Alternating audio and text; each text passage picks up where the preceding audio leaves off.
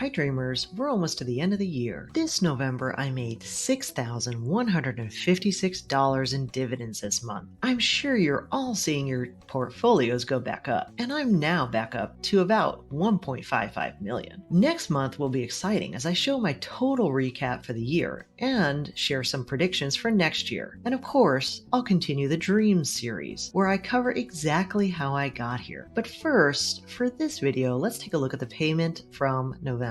And at the end, I'll tell you about a recent big life opportunity that came my way and how my dividends affected my decision. Alright, so here we are in my spreadsheet, and I know you guys think that I'm perfect, but I'm not. And in calculating this November's dividend payout, I realized I had a couple mistakes in August. See, when I was just doing this in my backyard by myself, no one cared. But anyway, sorry about that. And I've also realized that a couple of times I made estimates at the end of the month that were a little bit off. So it'll be interesting at the end of the year to do one final dividend run with all of the settled dividends. But in any case, this November's dividends came in at $6,156, which was about $180 more than what I made in August of 2022.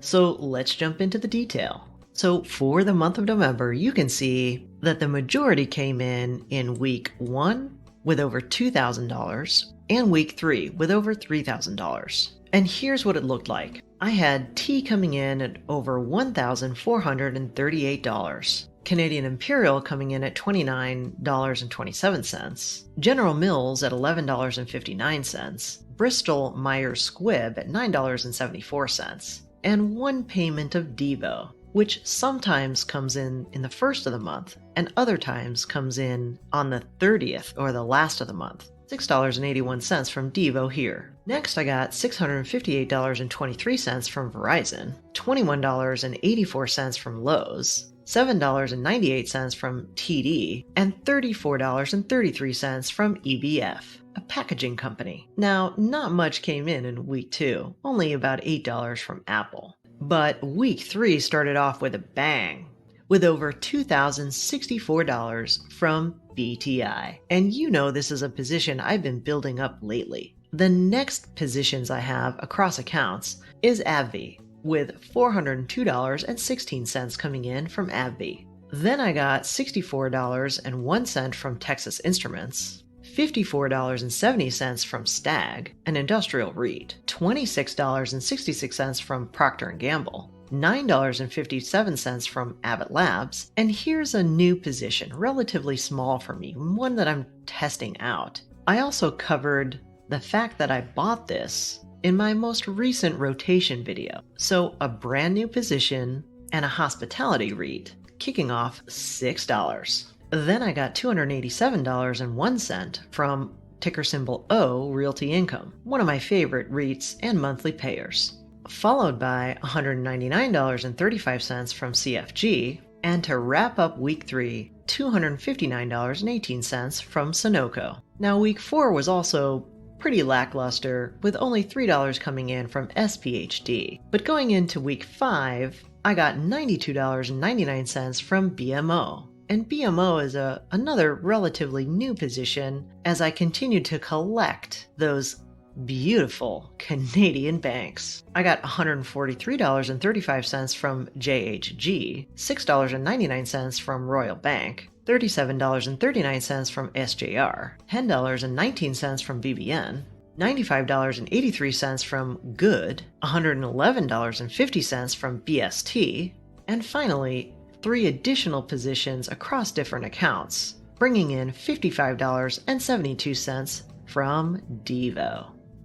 And so here's the cumulative passive income chart, and adjusting for that error I made back in August, I have now hit $70,393 for the year as of November. And as of last November, that total was $46,278.40. And so you know that last year my goal was to get above $50,000, and I ended up with $51,680.